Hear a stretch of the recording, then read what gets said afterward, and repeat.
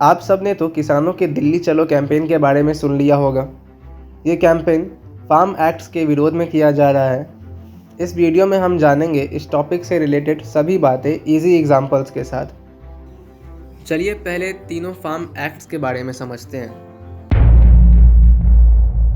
पहला है farmers agreement on price assurance and farm services act. आप इसे आसान भाषा में कॉन्ट्रैक्ट फार्मिंग के नाम से बुला सकते हैं। चलिए एक एग्जांपल से समझते हैं। कोई बिस्किट की कंपनी जैसे कि बिस्क फार्म हो गया, उसे व्हीट चाहिए बिस्किट्स बनाने के लिए, तो वो अब डायरेक्टली किसानों से कॉन्ट्रैक्ट साइन कर सकेगी और रेट्स पहले से डिसाइडेड होंगे। बट इसमें कुछ कमियां हैं। क्या हो अगर कंपनीज अपने ही किए कॉन्ट्रैक्ट से मुकर जाए? कंपनीज के पास लीगल टीम्स होती है, फाइनेंशियल एक्सपर्ट्स होते हैं। फार्मर्स के पास तो कोई भी नहीं होता नेगोशिएशंस के लिए। फार्मर्स और कंपनीज के इन केस डिस्प्यूट्स को रिजॉल्व करने की रिस्पॉन्सिबिलिटी एसडीएम्स को दी गई है, जिनके पास ऑलरेडी बहुत वर्कलोड होता है। देश के 86% किसान आज भी गरीब हैं, यानी छोटे किसान हैं जिनके पास 2 हेक्टेयर से भी कम ज़मीन है। तो क्या आपको लगता है वो कंपनी से नेगोशिएट करने में समर्थ है? दूसरा एक्ट है farmers produce trade and commerce act. ये फार्मर्स को इंटर स्टेट ट्रेड करने की परमिशन देता है। दोस्तों, इसका मतलब ये नहीं है कि वो अपने फसल दूसरे स्टेट की मंडी में बेच सकेंगे। ये डिसीजन स्टेट गवर्नमेंट के हाथ में होती है कि एपीएमसीज में कौन फसल बेच सकता है। किसान एपीएमसीज के बाहर ट्रेड कर सकते हैं। एपीएमसीज में 1 डे क्रेडिट होता है, यानी कि एक दिन के अंदर किसानों को उनके फसल के पैसे चुकाए जाने होते हैं। और बाहर के मार्केट में ये लिमिट 3 दिनों की है।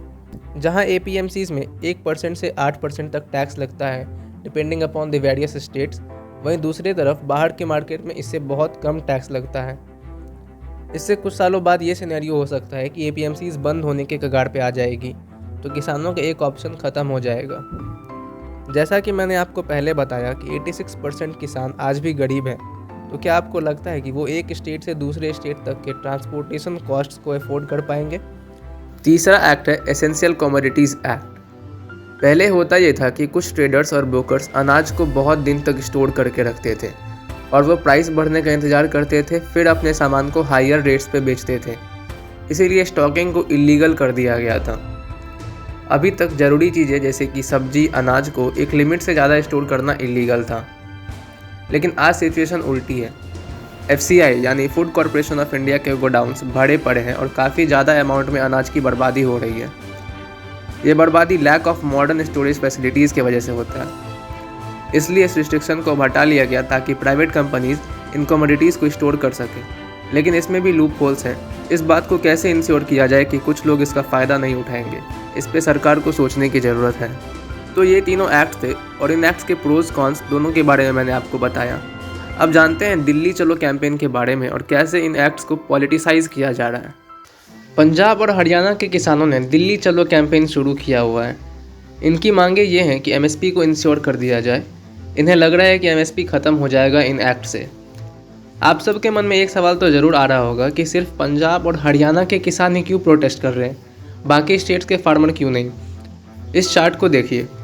पंजाब और हरियाणा में जो अनाज के अमाउंट एमएसपी पे ख़रीदा जाता है, उसका परसेंटेज कहीं ज़्यादा है बाकी राज्यों के कंपैरिजन में। पंजाब में जहाँ यह फिगर 87% है, बाकी राज्यों जैसे कि बिहार में सिर्फ 10% है। यानी बिहार जैसे राज्यों में सिर्फ 10% किसानों को ही एमएसपी का फ़ायदा मिलता है। बाकी किसान बाहर के ट्रेडर्स को ही अपने फसल बेचते हैं। और इस पर पॉलिटिक्स कैसे की जा रही है, आप सुन के हैरान हो जाएंगे। एपीएमसीज़ की रियलिटी समझने की कोशिश कीजिए। इस साल गेहूं की प्रोक्योरमेंट प्राइस 1925 रुपये पर क्विंटल थी, लेकिन किसानों को 1925 रुपये नहीं मिलता है। कैसे? इस चार्ट को देखिए। कमीशन, मंडी चार्ज और लेबर वगैरह सब मिला के 370 रुपीज़ टैक्स में ही चला जाता है। किसानों के हाथ में पर क्विंटल सिर्फ 1555 रुपये बचते हैं। अब अगर आउटसाइड मार्केट को प्रमोट किया जाए तो जिन राज्यों में कांग्रेस की सरकार है और मिडिलमैन यानी बिचौलिए की कमाई बंद हो जाएगी, तो ये किसानों को भड़काएंगे ही कि अगर किसानों की हालत सुधर गई तो इनकी वोट बैंक की दुकान कैसे चलेगी। और बीजेपी की तारीफ तो क्या ही मैं करूं। इनकी सबसे बड़ी प्रॉब्लम कम्युनिकेशंस में होती है। कुछ ज़्यादा ही डिजिटलाइज करके रख दिया इन्होंने सिस्टम को।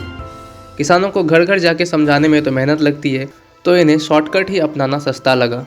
लेकिन क्या सॉल्यूशंस हो सकते हैं जिससे किसानों की हालत सच में सुधरे?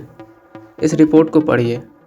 सरकारी स्कूल्स के टीचर्स की इनकम आज़ादी से अब तक 300 गुना बढ़ी है लगभग, और किसानों की बस 19 गुना बढ़ी है। आप अंदाज़ा लगा सकते हैं कि क्या हालत है किसानों की इस देश में। आज तक सब किसानों को वोट बैंक की तरह यूज़ करते आए हैं। आज भी किसान प्राइस टेकर्स हैं, प्राइस मेकर्स नहीं। किसानों को ज़्यादा यूनाइटेड होने की ज़रूरत है।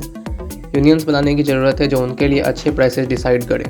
पास्ट एक्सपीरियंसेस से ये हमें पता चलता है कि ये 3 एक्ट्स के रिजल्ट बेस्ट केस और वर्स्ट केस सिनेरियो के बीच में कई होंगे। अब ये सरकार पर निर्भर करता है कि इसका इम्प्लीमेंटेशन कैसे होता है। आज के वीडियो में बस इतना ही।